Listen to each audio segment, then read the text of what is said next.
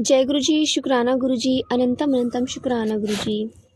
संगत जी, जब हम गुरु महाराज जी का कोई भी सत्संग शेयर करते हैं संगतों के साथ, तो गुरु महाराज जी सच में उस वक्त हमारे आसपास होते हैं, क्योंकि हम गुरु जी का सत्संग कर रहे हैं। और ये सेवा भी गुरु महाराज जी ने बख्शी है। और जितना भी हम अपना सत्संग शेयर करते हैं और जितना भी वो सत्संग संगतों के पास पहुँचता है ना, तो गुरु महाराज जी की ब्लेसिंग और भी ज़्यादा मिलती है।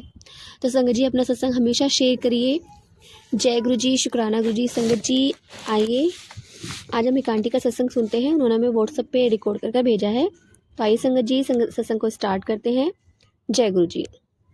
ओम नमः शिवाय। शिव जी सदा सहाय। ओम नमः शिवाय। गुरु जी सदा सहाय। जय गुरु जी, शुक्राना गुरु जी।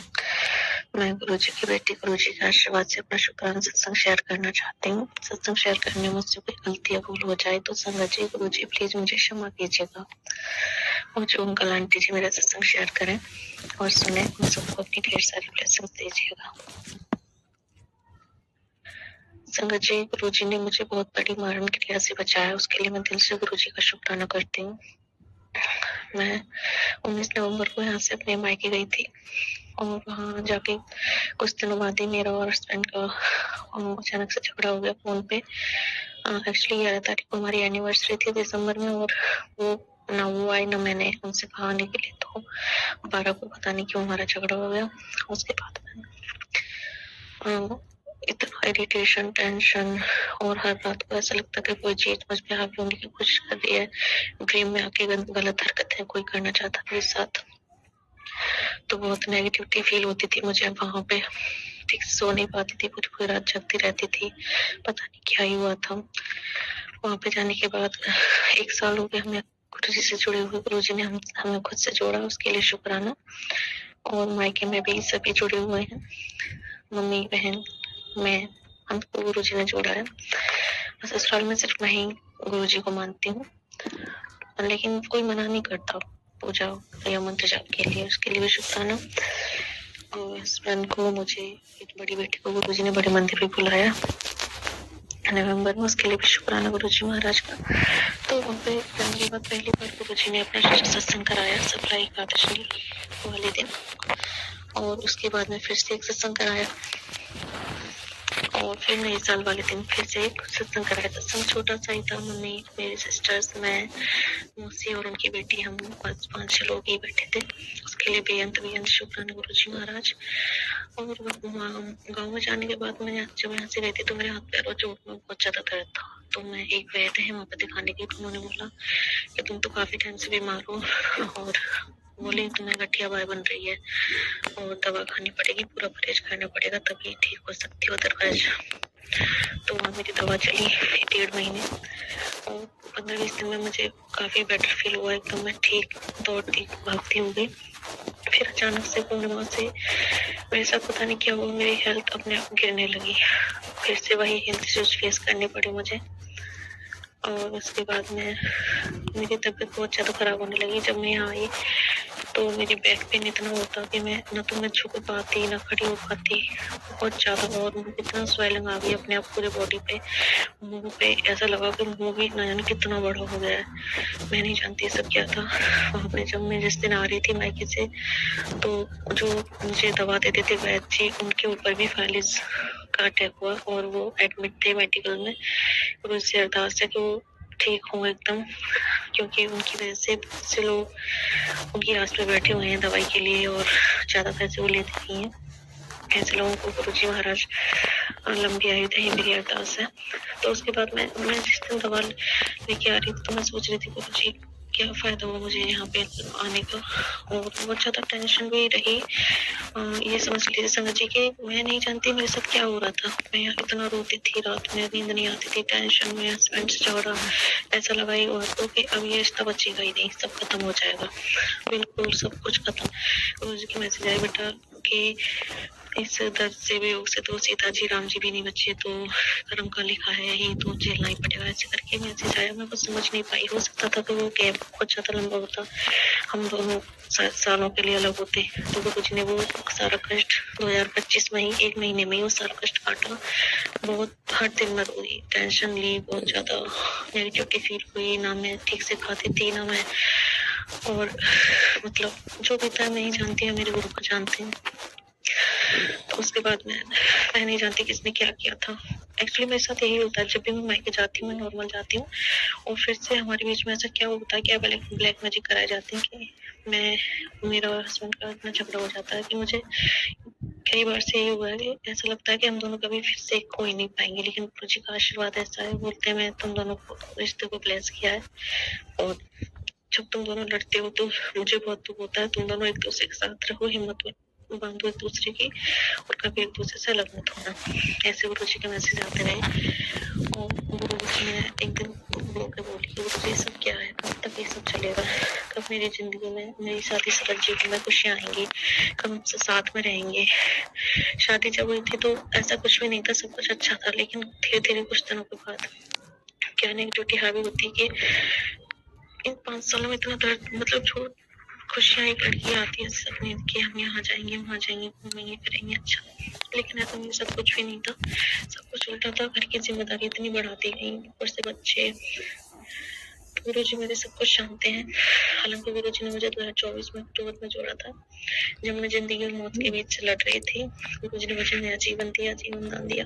हेल्थ इश्यूज अभी भी है, लेकिन गुरु जी हैं, संभाल रहे हैं। तो जिस दिन मैं मायके से आने वाली थी, उस दिन मैंने देखा कि एक कौवा था जो बिजली के तार से चिपका हुआ था। पता नहीं गुरु जी ने कितनी बड़ी मारन किया थी जो अपने ऊपर ली। उसके लिए बहुत बहुत क्षमा मांगू गुरु जी कि हमारे कर्म इतने माड़े होते हैं कि आपको खुद हमारे कष्ट अपने ऊपर लेने पड़ते हैं। उसके बाद जब मैं मायके ससुराल आई तो वॉशरूम में मैंने छिपकली को मरा हुआ देखा एंड दूसरे तीसरे दिन मेरी कमर में इतना दर्द और मेरी स्वेलिंग बढ़ती जा रही थी बहुत ज्यादा, चेहरे पे, पेट पे, पूरी बॉडी पे।